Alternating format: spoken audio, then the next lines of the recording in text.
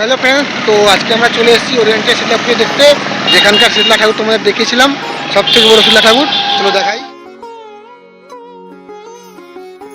তো hello friends, তো আজকে চলে এসেছি 5 নম্বর ওয়ার্ডে ওরিয়েন্টের। তো তোমাদের দেখেছিলাম সব থেকে বড় শীতলা ঠাকুর বজবজের মধ্যে। তো এবার তোমাদের দেখাবো প্যান্ডেল কেমন, ঠাকুর কেমন, সব কমপ্লিট। চলো তোমাদের দেখাই, ফুল ব্লগ তোমাদের দেখাবো কেমন ছিল নিশ্চয়ই জানিও।